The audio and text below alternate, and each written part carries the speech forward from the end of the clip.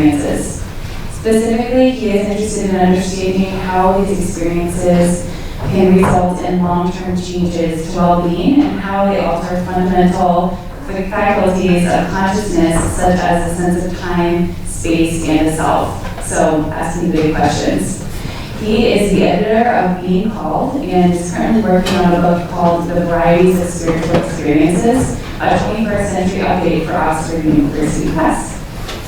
His work has been covered by the New York Times, Wall Street Journal, the Washington Post, New York Magazine, and NPR. And he's also very sweet, has a lot of great ideas. So I present to you David Yaden.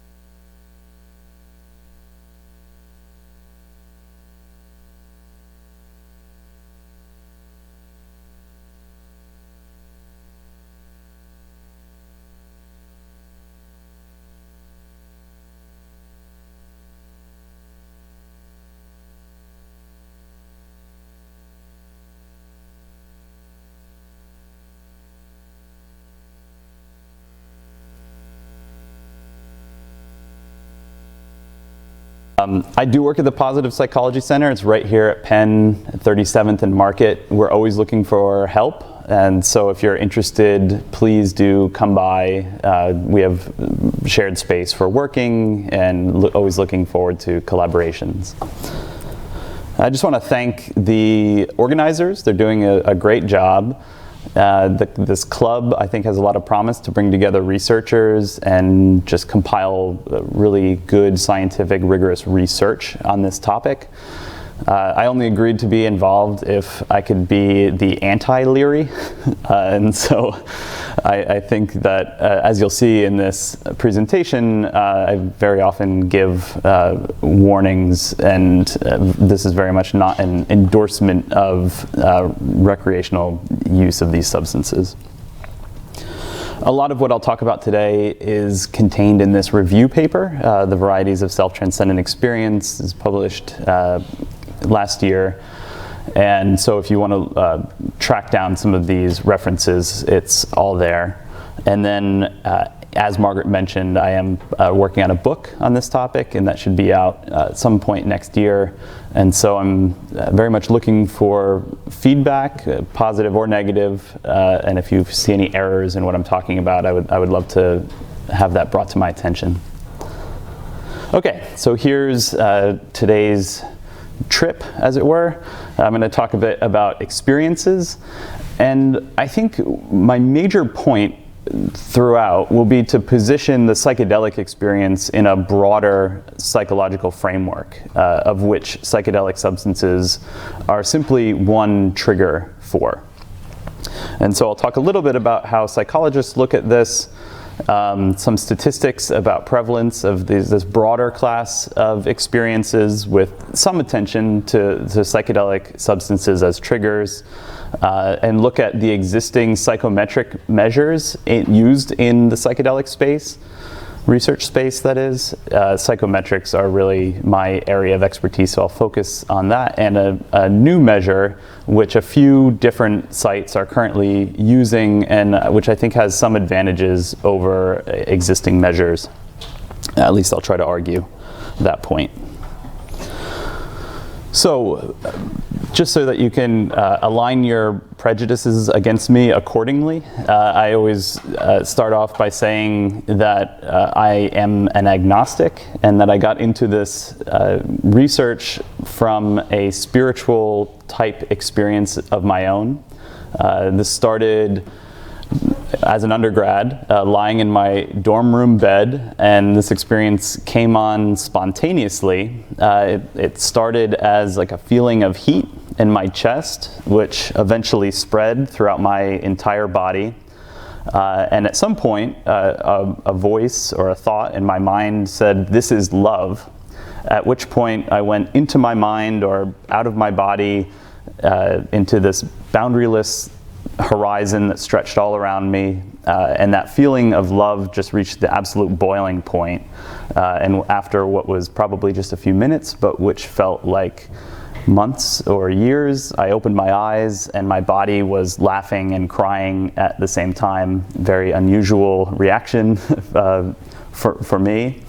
And I felt transformed. I felt like I was viewing the world with fresh eyes, and these possible futures opened up for me, and it was a very deeply profound and positive moment for me. But most of all, I was wondering, what the fuck just happened to me? I had no real reference point for this, scholarly, scientifically, anything really. And so this book was really what helped me. I really am very grateful for happening upon it. Who here, out of interest, has read William James's Varieties? Okay, I really recommend this book. I think it's just the foundation for the psychological work on this topic, and broader. James just he just sort of presents a huge number of accounts of people having experiences very similar to the one that I just described. And so this book, the effect of it on me was to convince myself that I'm not going crazy, and I'm not alone, that many other people have had these experiences and that many people have in fact benefited from them. He also really pioneered the kind of research on this topic that takes away theological and philosophical aspects and advocates a very empirical approach to what's going on in the mind and the body during these experiences, which I think is absolutely crucial. So a couple of accounts here. One of these, the first one, is from James's Varieties. And this is the kind of experience when I read it, I thought, oh, that looks familiar. The other accounts here are one's from a Christian describing an experience of God, one's from a Buddhist experiencing enlightenment, and one of them is from a secular neuroscientist describing a stroke. And I think that it's important to recognize the very many cultural differences that come up in these accounts, but I think it's also important to look at some of the similarities. So this picture was taken at Canterbury Cathedral. I work under Marty Seligman, and that has the perk of going to really random meetings in different places in the world. And so this picture is actually the first time I realized that I was going bald. You can see my bald spot there. It's progressed quite a bit in the few years since then. But there are a number of really interesting people in this group, including the chief rabbi of the UK at the time, Jonathan Sachs, and the Prime Minister of Australia, Kevin Rudd, and Robert Wright, who's an author. A lot of really interesting, eclectic group of people. But this meeting was called Mystics Anonymous, and it was something that was designed by the bald fellow more prominently in view in the center, Hugh Kempsner, and he was an abbot in Australia, and he had a lot of monks and priests and nuns coming to him in the, I think, Anglican tradition, reporting these experiences that they had had, often spontaneous. And they were asking him what they should do about these experiences. And he had said, I had no idea, but let's all get together and talk about it. So I think this group format is really interesting and helpful, and I have done it. I've facilitated it a couple of times in professional settings and among friends, and it's often very powerful. A couple of the people here have known each other for decades, and they had never heard these stories from their very close friends or spouses. I also edited a book where I tried to convince psychologists to sort of come out of the closet about their experiences and describe their personal experiences and then apply whatever scholarly or scientific lens that they were most expert in to that experience. And so this is really a broad spectrum of perspectives that span completely neuroscience-based to various schools in psychology, and then also some spiritual and religious types of lenses. So, someone who would have hated all of this was Sigmund Freud.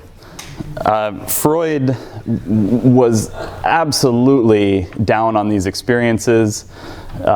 He described these, quote, oceanic feelings of oneness as neurotic a priori. He just thought that they were strange and unusual, and he admitted that he had no personal experience with them at all.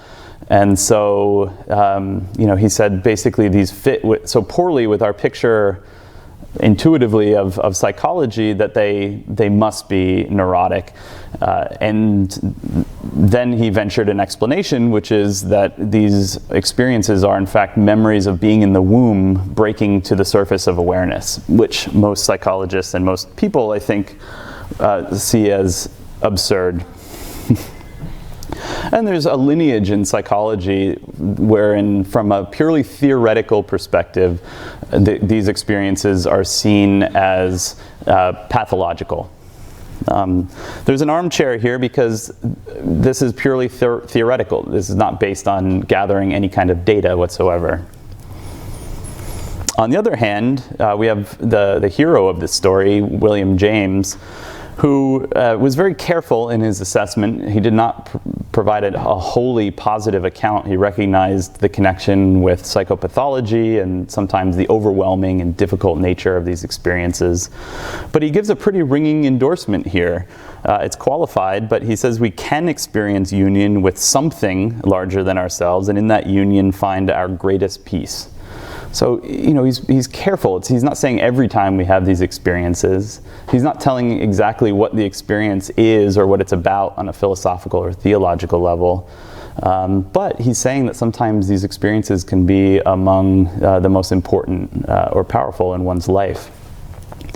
And there's a lineage in psychology that also views these experiences from a positive perspective. I would argue that Jung and Maslow's perspectives are positive without collecting data, and maybe a bit too positive in that they're viewed as in a very almost entirely optimistic or wholly positive way. That's not being entirely fair to them, but I think that they tilt a bit in that direction. Again, all of this is from the armchair. This is all theory, so let's get off our asses from the armchair and collect some actual data. So, as psychologists started to do that, there's a pathological kind of bias in psychology, and that's not entirely unwarranted, to look at instances of suffering first.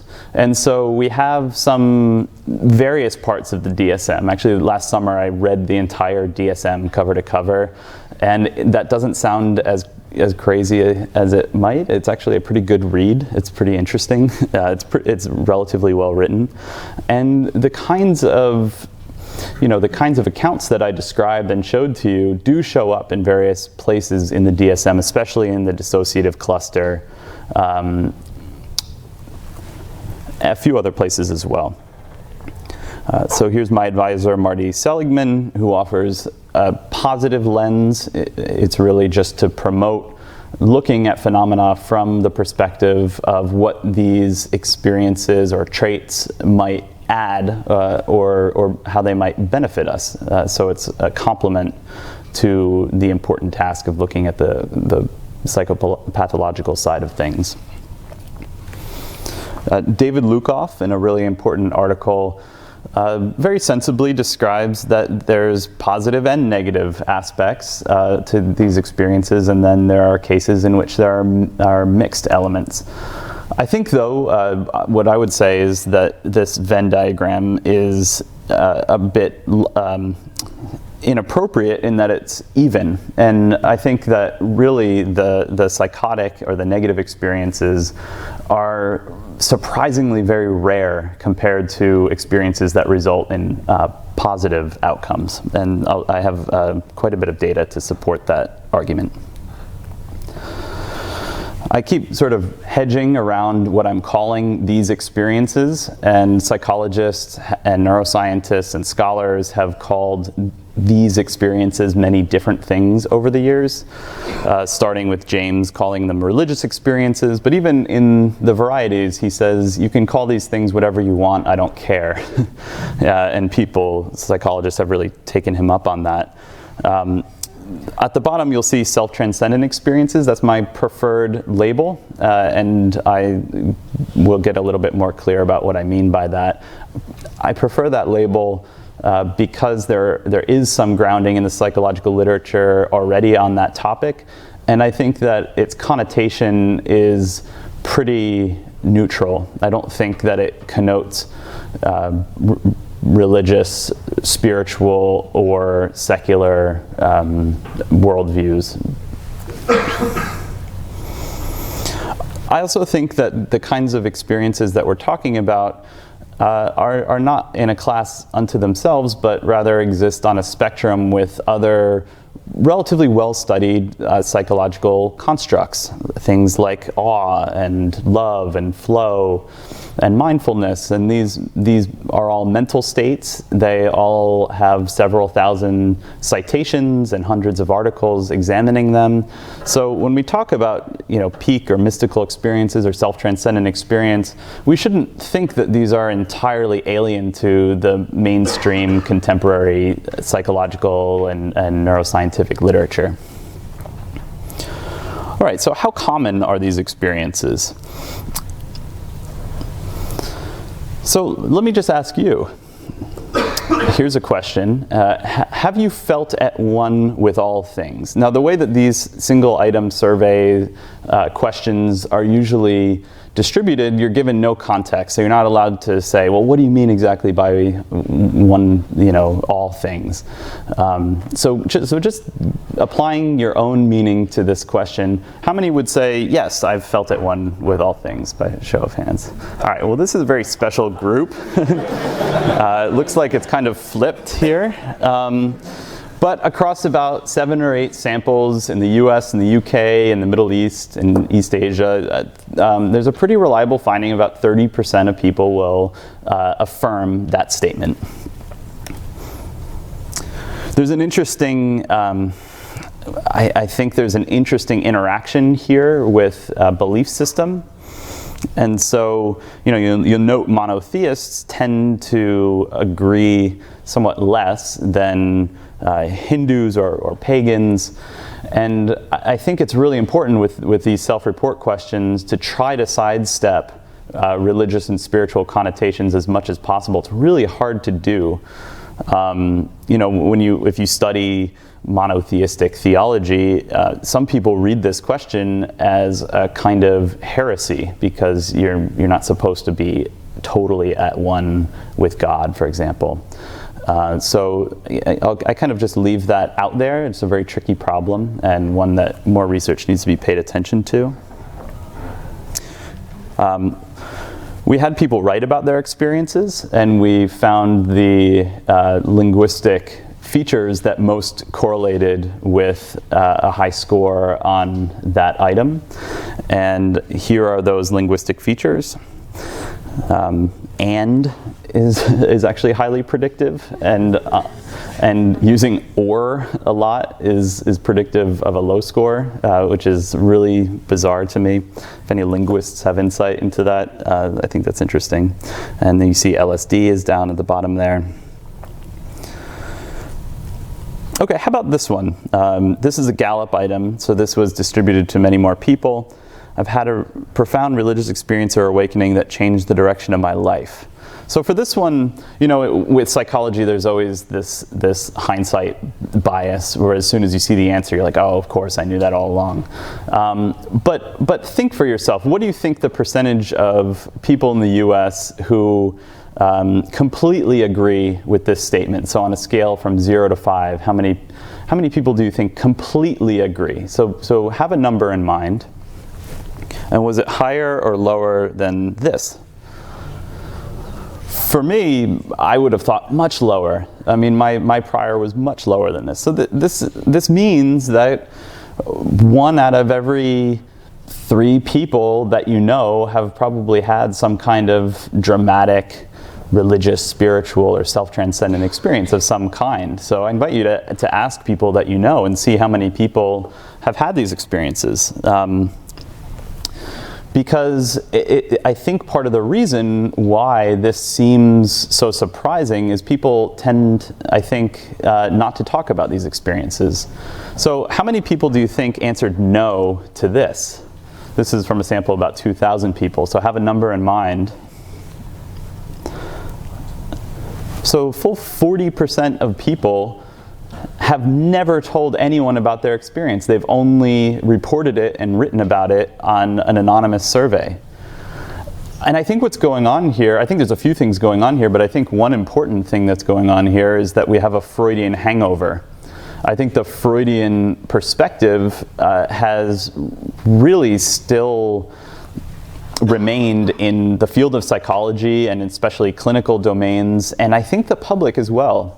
I often, if I get into a conversation with a taxi driver or something, I'll ask, have you ever heard of William James? And almost always the answer is no. Have you ever heard of Freud? But everyone's heard of Freud.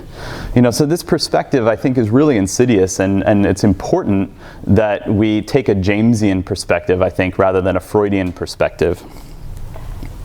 And then lastly, in terms of taking a classic hallucinogen, this is from Roland Griffith's work and his amazing team at Johns Hopkins, which I'm a huge fan of, and I'll cite their work a number of times. The answer here is 11%. So still actually higher than I thought, but I think this helps contextualize that people are having this broad class of experience, of self-transcendent experiences, in a number of ways beyond psychedelic experience. So what are some of the triggers, if not psychedelic? In a great textbook in the field of psychology of religion, there's a list of known triggers, spontaneous being the most common. And you'll note that psychedelic substances are there right in the middle of that list of triggers, but there are a number of much more common triggers as well. And so in some of my work that I'm doing now, I just simply ask people, did your experience occur spontaneously or not? And overwhelmingly, spontaneously won the day, and of course that was true for my own experience as well.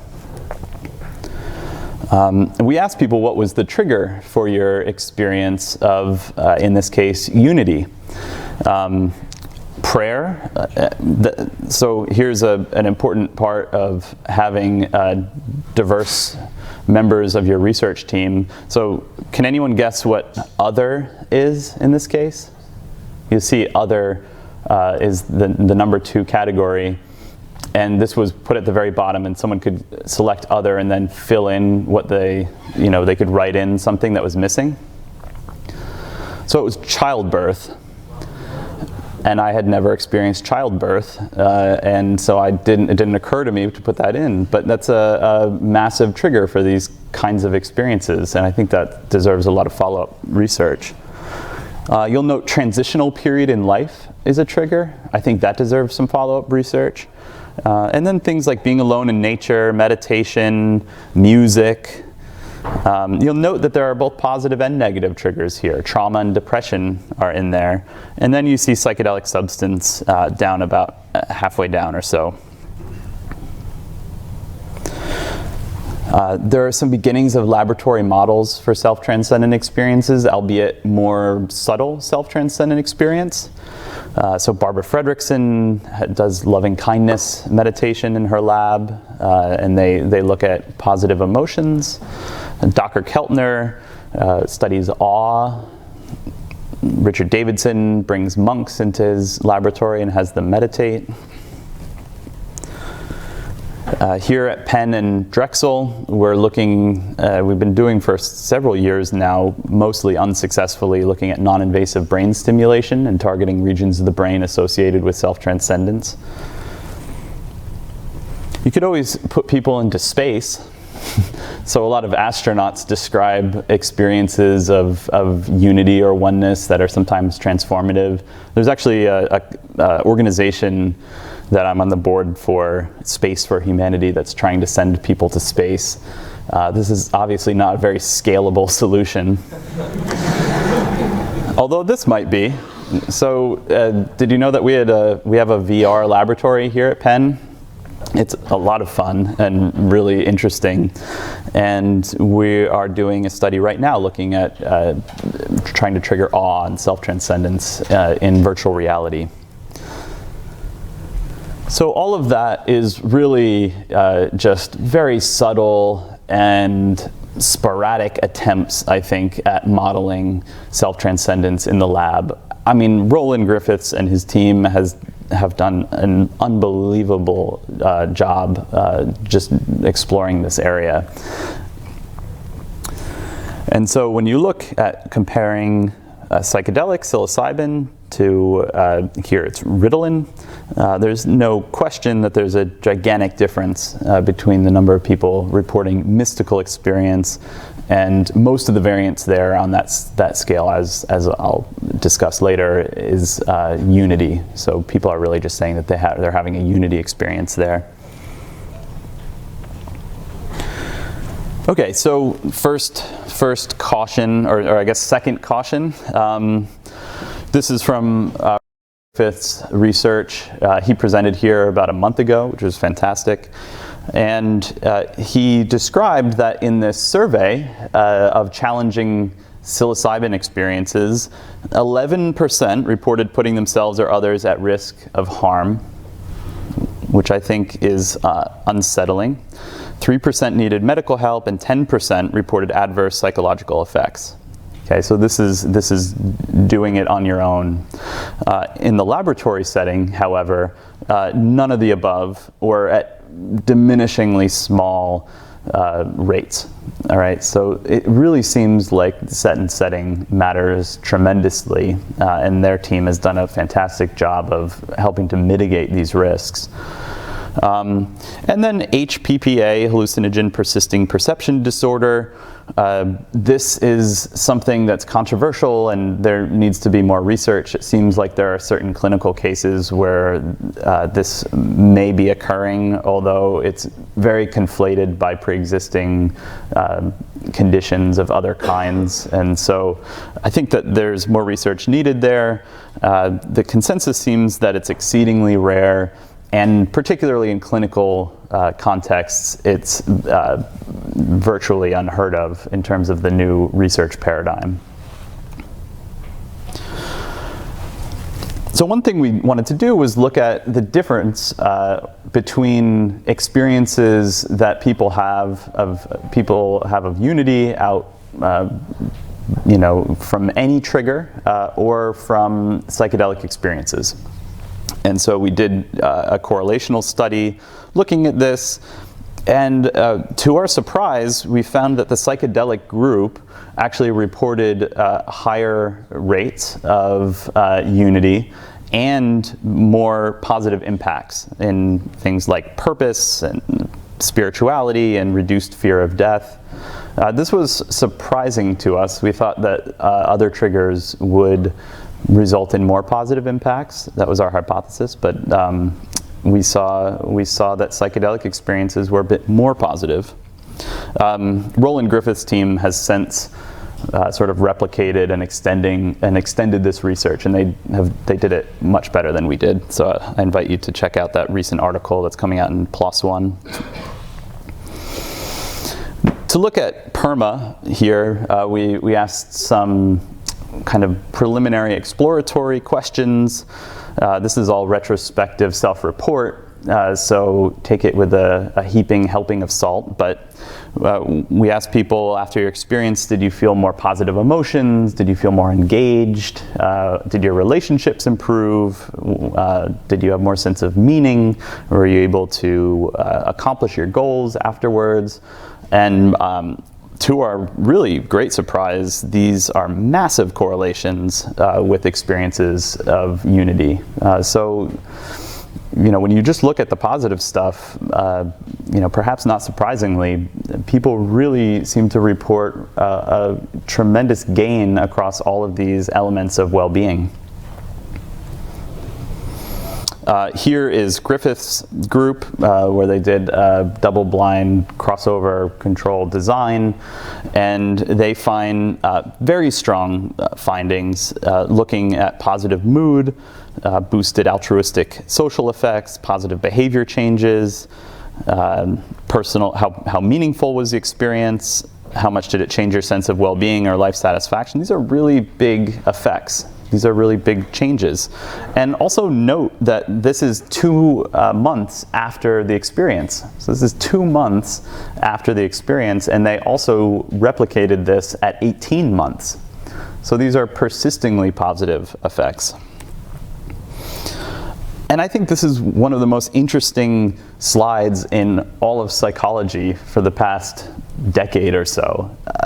The very idea that someone could sit in a lab and take one of these substances for a few hours and report it among the top 5 most meaningful moments of their entire life is absolutely extraordinary.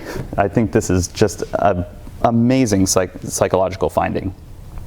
And he has replicated this several times. Other groups are working on this as well. I could have included several other slides from other groups. I thought this was the end of life work was particularly interesting. There's not many pharmacological tools available for clinicians at end of life. There's painkillers and antidepressants, and I think that it looks like psychedelics are a very good candidate for rounding out that group.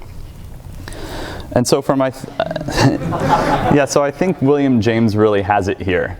I think that the psychedelic research has, because it allows us to demonstrate causality, really carries the day over Freud in this case. Okay, so what measures are scientists using? There are several. Sometimes people use trait scales, although this is less common in the psychedelic research paradigm, especially in clinical trials. So trait is general dispositions or tendencies over long periods of time, whereas states are mental states which occur during brief periods of time. When you look at the daily spiritual experiences scale, this looks to me very religious. It specifically mentions God in many of the items on this scale. And so, you have to wonder what someone who's not a monotheist would think about these items. When you look at something called the in-spirit, or the index of spiritual experience, again, very explicitly monotheistic in most items, although there is a nod to Judaism and Buddhism in that one item, but very religious. In Ralph Hood's scale, which is on mystical experience, it's a lot of questions about unity, but you do see some about seeming holy or divinity or sacred. So again, you see this monotheistic influence, I think. And then even in Roland Griffith's updated mystical experience questionnaire, it does do away with most of those kinds of items. However, I highlight 3 here, and there are several more that are explicitly spiritual and perhaps religious. So I think that's somewhat problematic. Most of the scales mix beliefs and experiences, sometimes even attitudes, rituals, and practices, although that's not the case in the mystical experience questionnaire. So a new measure. I'm going to go through this rather quickly because I just have a few minutes, but I think that this does better because it excises those spiritual or religious connotations. Quick plug for this wonderful woman is my wife, and I was telling her about how self-loss and unity seem like these distinct factors in unity experiences, and she said, oh yeah, I wrote about that in my master's thesis years ago. And she had come up with clever names, which is the annihilational component and the relational component. And so she's a psychiatrist here at Penn and is interested in doing psychedelic research as well. So looking at these specific two factors, self-loss and unity, which these factors had pulled apart in previous factor analyses that I did. So I explored a scale that just looked at these two factors, and that's what I'll show you now. This was done across 3 MTurk samples, about 1,500 people total. Here are some of the experiences that people described. I only have a few minutes, so I might skip through these. What we see, though, is clearly two factors emerging. This is factor analysis. We see that the two factors correlate moderate to strong degrees.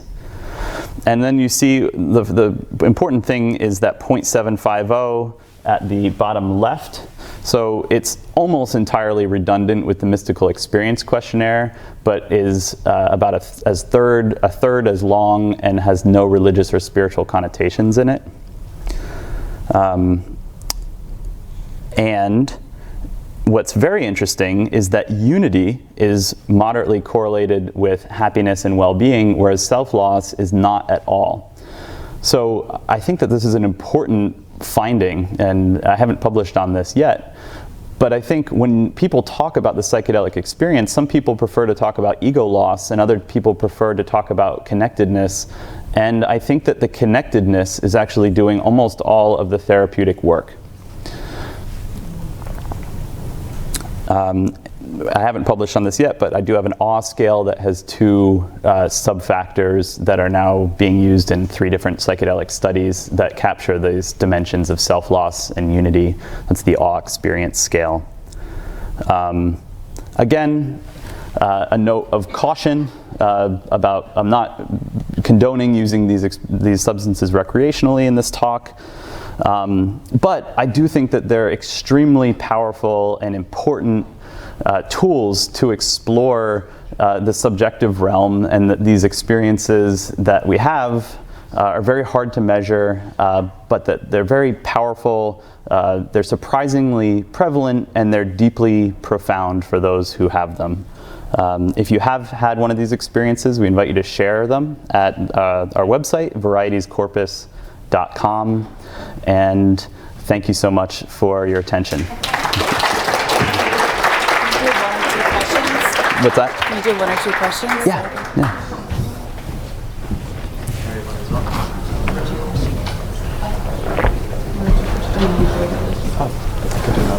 I guess we're going to do a couple questions.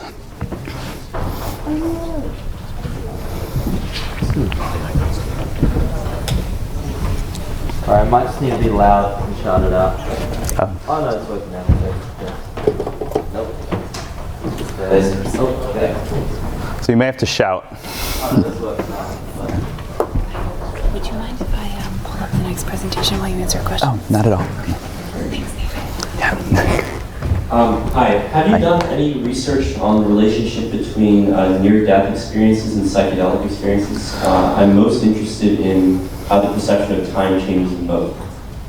Yeah, that's a great question. I didn't go into time, but time does alter, and it varies along with intensity of the experience and the degree of unity.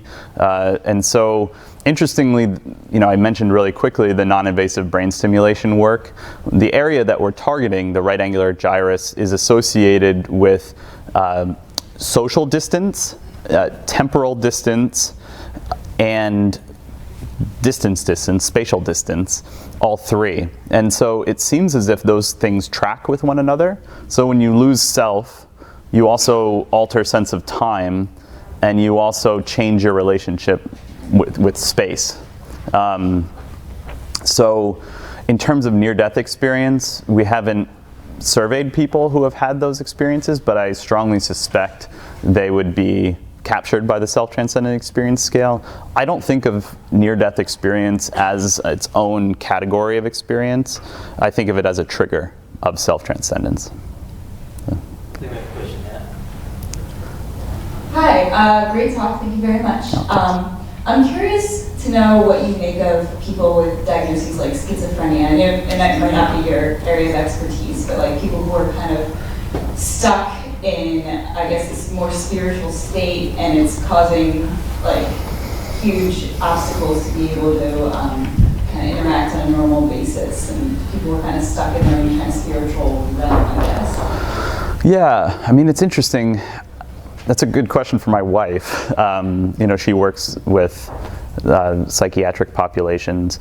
I would push back a little bit on characterizing the state as a spiritual state that they're in. I do understand what you mean. There's a lot of religious and spiritual content that schizophrenics describe, but also a ton of other content. I actually don't know at all. When Roland Griffiths was here, they were talking about exploring psychedelic uses even in sort of like dementia populations where there is a kind of psychotic-esque component, which would be a connection with schizophrenia. And so they're thinking of that as this kind of moonshot. Like, are psychedelic substances contraindicated in that case, or are they in fact helpful? And we don't know the answer, but it's a very interesting question. Thanks. Yeah. Oh, sorry, I'm not in charge of the questions. Yeah. The topic is really interesting.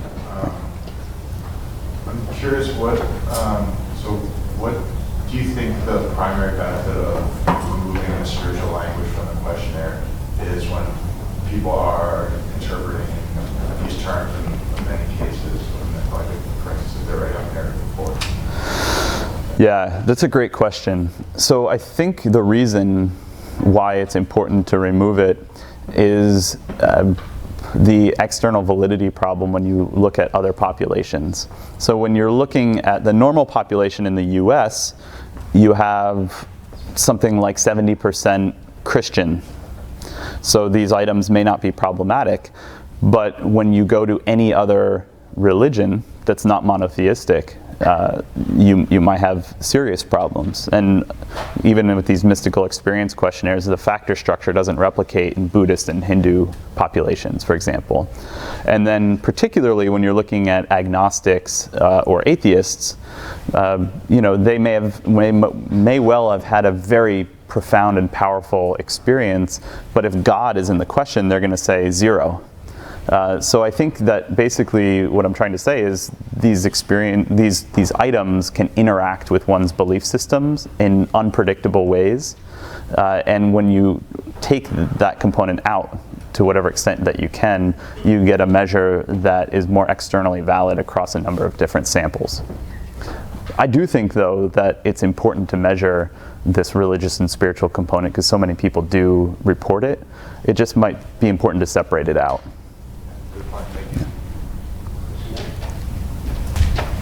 So you mentioned beliefs and experiences, and just branching off of that, what do you think about what do you think about people who have had certain experiences and their beliefs are based on their memory of those experiences, which might not be entirely accurate?